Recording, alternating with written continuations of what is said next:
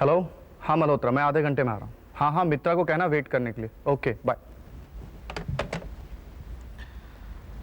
सुषमा जी। प्रांजल के घर से कोई खबर आई? अभी तक तो कोई खबर नहीं आई, लेकिन प्रांजल बहुत ही परेशान है। बात ही परेशानी की है। लेकिन आप जानते हैं, इस बात का सुमन पर कोई असर नहीं हुआ। अब ठीक है कि उसकी दूसरी माँ है, लेकिन पाला पोसा तो उसी ने है ना। लेकिन तुम ये कैसे कह सकती हो सुमन पे कोई असर नहीं हुआ? आपने उसका चेहरा नहीं देखा? इतना सब कुछ होने के बावजूद उसके चेहरे पे कोई रिएक्शन नहीं था, और उधर बेचारी प्रांजल का रो रो के बुरा हाल हो रहा है। ये भी कोई बात हुई सुषमा? अब कोई जरूरी थोड़ी है कि फीलिंग दिखाने के लिए चेहरे पे रिएक्शन होनी ही चाहिए। अब देखो ना, सब मुझे कहते हैं कि मेरे चेहरे पे कोई रिएक्शन नहीं होता, लेकिन इसका मतलब थोड़ी है कि मैं तुमसे प्यार नहीं करता।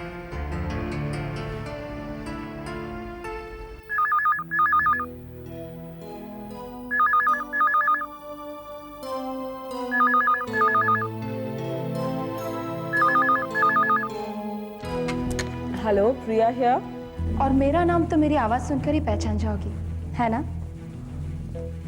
तुम ऐसे काम ही क्यों करती हो सुजाता कि खुद अपना ही नाम अपनी जुबान से लेने में शर्म आए?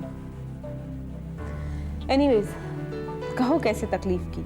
अफसोस करने के लिए। प्रिया, तुम तो बड़ी बेवकूफ निकली। प्रकाश तुमसे शादी करना चाहता है और तुम हो कि तुमने इनकार कर दिया।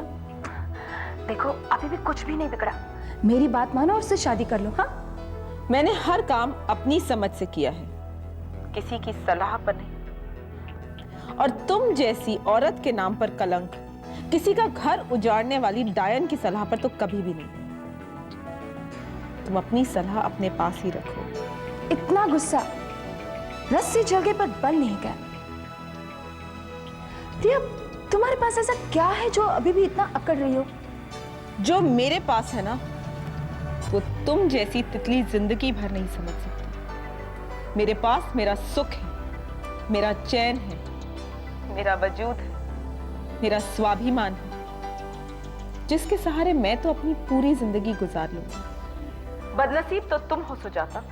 तुमने अपने लिए एक ऐसा बेवफा पति चुना है जिस पर पत्नी से ज्यादा तुम्हें चौकीदार बनकर हमेशा नजर रखनी पड़ेगी।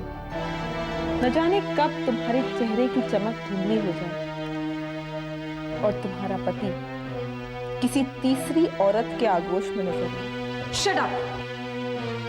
मैं तुम्हें एक हमदर्द बन के फोन कर रही हूँ और तुम हो कि हमदर्दी और खुदगर्जी में बहुत फर्क होता है सुजाता।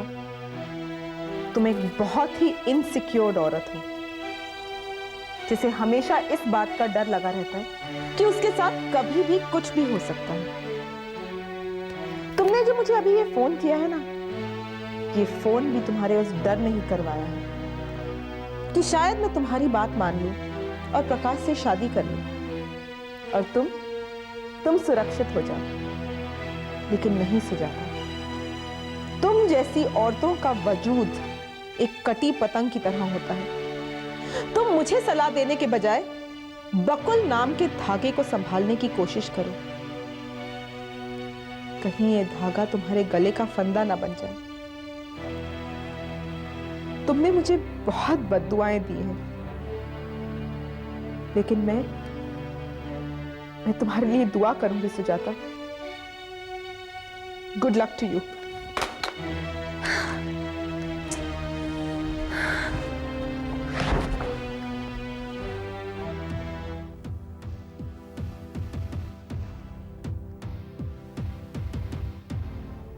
हाय सुजाता।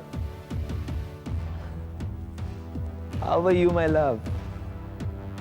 क्या बात है, ऐसे क्यों देख रही हो? कुछ हे, मेरी बात सुन लो। तुम हमेशा खुश रहोगे। अपनी सारी परेशानियां मुझे दे दोगे। मैं हूं ना तुम्हारे साथ। देखो ना, शादी के बाद हम दोनों कितने खुश हैं। एक नई जिंदगी जी रहे हैं हम। पहले कुछ नहीं था हमारे पास, और आज देखो सब कुछ है। और वहां प्रिया को देखो, सब कुछ था उसके पास, और आज कुछ भी नहीं है। प्रेमी भी नहीं रहा, इसलिए तो शादी से इनकार करना पड़ा उसे। बेचारी पता नहीं किस हाल में होगी। आज तक हमेशा तुम मुझे कहती थी, आज मैं तुम्हें कह रहा हूं। चलें, प्रिया से मिलकर आते हैं।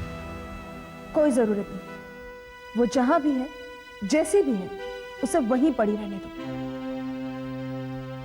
बाय द वे, तुम्हें उसकी इतनी फिक्र क्यों हो रही है? ओके ओके ठीक है, नाराज क्यों हो रही है? मैंने तो बस यूं ही, इतना मूड क्यों खराब है तुम्हारा? समझा, फोन पर बात कर रही थी। किससे बात कर रही थी? ओ प्रिया से बात कर रही थी ना? इतना सब कुछ होने के बाद जाहिर है प्रिया ने फोन नहीं किया होगा, तुम ही ने फोन मिलाया होगा। सुजाता, तुम्हें मैं समझ नहीं पा रहा हूं। एक तरफ मुझे कह रही हो कि मुझे प्रिया की फिक्र क्यों है, और दूसरी तरफ बिना बताए तुम प्रिया को फोन करती हो। क्यों? क्या रिश्ता है तुम्हारा प्रिया के साथ? कुछ नहीं है ना?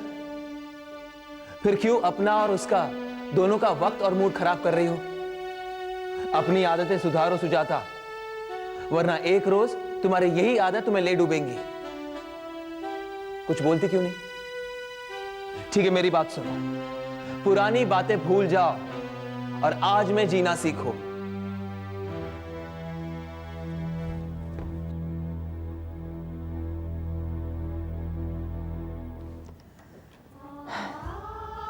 पुरानी बातों को भूलना बहुत मुश्किल होता है मेरे बच्चों, और हमारा अपना कोई 4 दिन भी नजर नहीं आता है ना, तो उसकी हर बात बार बार याद आने लगती है। उर्मिला जी के बारे में भी हमारे मन में यही विचार चल रहा है, क्योंकि हम सब सुख की कामना करते हैं, जरा सा भी दुख हमें परेशान कर देता है। बड़ी माँ, लेकिन इतने दिन हो गए, अभी तक कोई खबर नहीं आई उनकी। जी ताइबा, आखिर करे तो करे क्या?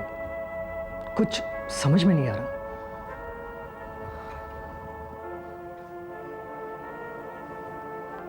यही तो विधि का विधान है अमित, और ये हमें एक ऐसे मोड़ पर ले आया है कि प्रतीक्षा के सिवा हम कुछ भी नहीं कर सकते।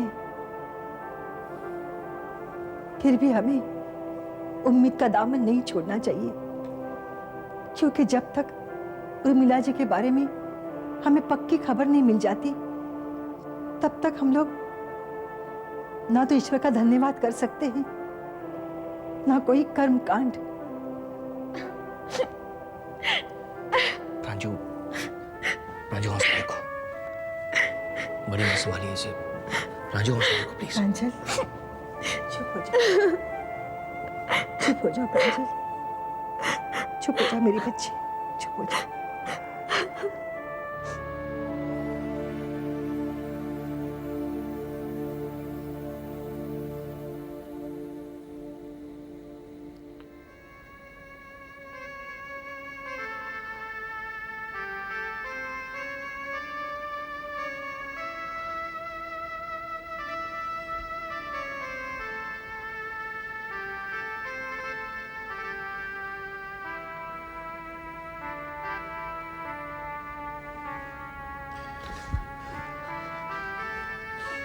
जीजा जी, मनोहरलाल जी, हिम्मत रखिए। देखिए, मैंने अभी उम्मीद नहीं छोड़ी है,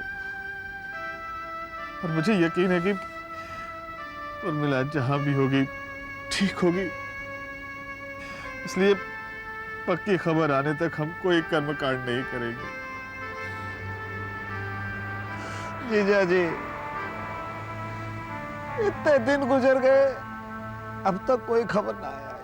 अब कहाँ खबर आएगी? और देखो, माँ के बिहारी की इच्छा उर्मिला ने जगह भी चुनी तो घर से कितनी दूर चुनी। जीजा जी, एक विनती करना चाहूंगा आपसे। उर्मिला के नाम से कछु दान पुण्य हो जाता तो मेरी आत्मा को संतोष मिलता। मनोहरलाल जी, कैसे भाई है आप? आपको दान पुण्य करने की इतनी जल्दी क्या है? सब ठीक हो जाएगा। आइए, जैसी बाकी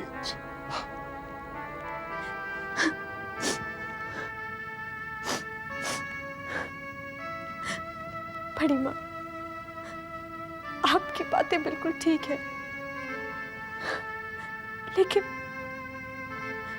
लेकिन हमें ये भी तो पता चलना चाहिए कि ये जो कुछ भी हुआ उसका जिम्मेदार कौन है?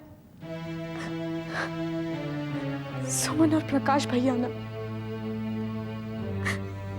तो सुमन प्रकाश भैया के कान भरती, ना तो प्रकाश भैया उस तलाकशुदा औरत के साथ शादी करने की जिद करते, ना तो मेरी मम्मा घर छोड़कर जाती, और ना तो उनके साथ ये हादसा होता। मैं तुम्हारे मन की हालत समझती हूँ प्रांजल।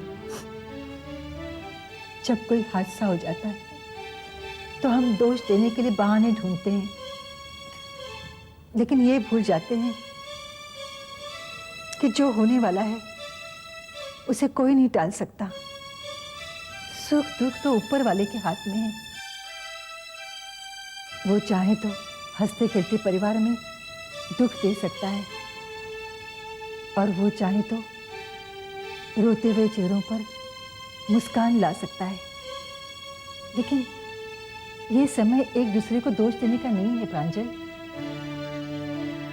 बल्कि अपनों द्वारा अपनों के लिए प्रार्थना करने का है। हाँ प्रांजल,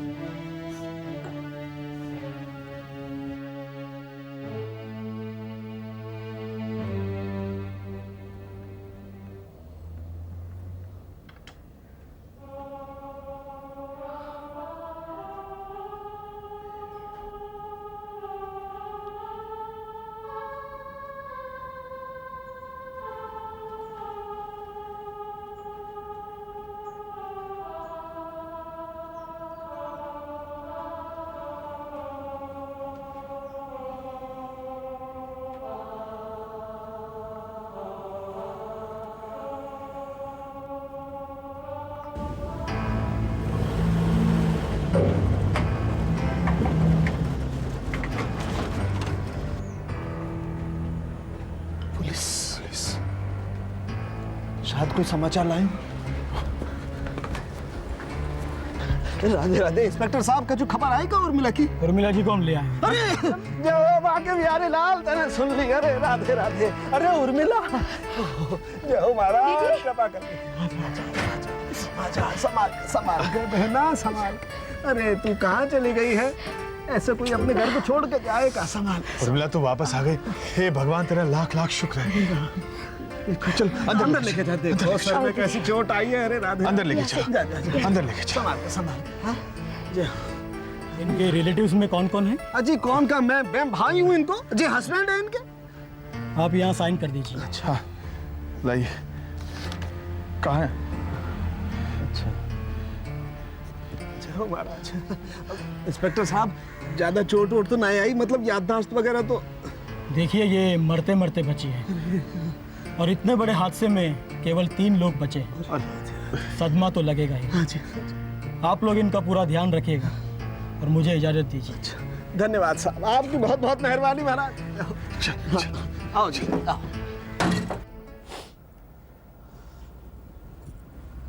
भगवान का शुक्र है दीदी कि आप सही सलामत घर पर आ गई, वरना हम अरे तू अभी तक यहीं बैठी हुई है?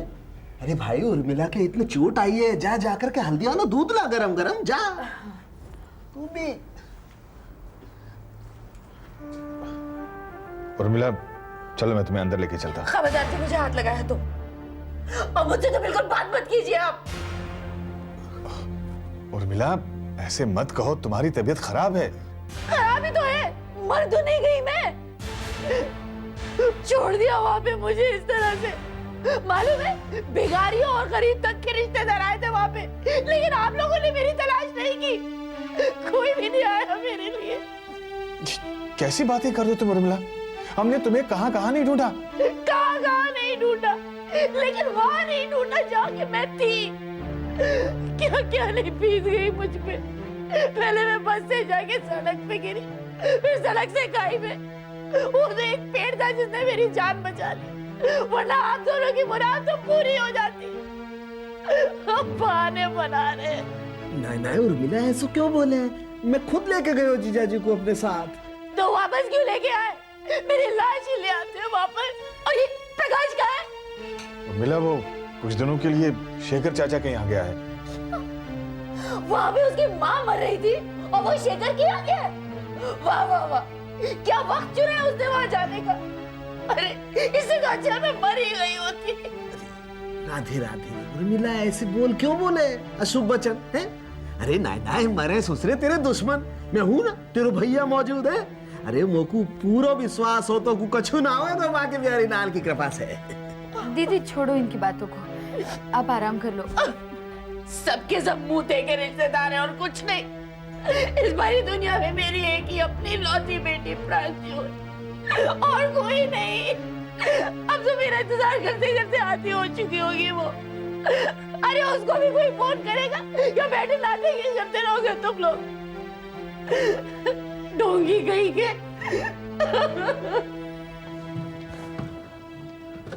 अरे सुरेंद्र, जी चाचा जी। बेटे कहीं बाहर जा रहे हो? जी हाँ चाचा जी, जाना ही पड़ेगा, बहुत ज़रूरी काम है। तो ऐसा करो सुरेंद्र, ये ज़रूरी काम मुझे दे दो, मैं संभाल लूँगा। तुम इस वक्त कहीं बाहर मत जाओ। तुम्हारा प्रांजल के पास रहना बहुत ज़रूरी है बेटे। ऐसी हालत में तुम उसे छोड़कर कैसे जा सकते हो? सुरेंद्र, सुरेंद्र! अरे प्रांजू ध्यान से गिर मत जाना। सुरेंद्र, तुम्हें पता है मम्मी वापस आ गई है। क्या बात कर रही हो? ये तो बहुत अच्छी खबर है। अरे खबर छोड़ो, चलो ना जल्दी मम्मी से मिलकर आते हैं। चलो चलो चलो। अरे ये मुझे दे दो सुरेंद्र। हाँ चाचा, चलो ना सुरेंद्र। चलो चलो चलो चलो। अरे सुरेंद्र भैया, अरे भाभी अब आंख भी खोलिए। All's well that ends well। लेकिन एक बात समझ में नहीं आई भाभी कि जब बुरी खबर आई थी तो प्रांजल भाभी सबको साथ में लेकर गई थी, आज जब अच्छी खबर आई है तो अकेली चली गई। ऐसी कोई बात नहीं है वीरेंद्र भैया, बात इतनी खुशी की है कि प्रांजल के ध्यान में नहीं आया होगा। और वैसे भी अमित और मैं तो जा ही रहे हैं ना, अमित चले। चलो।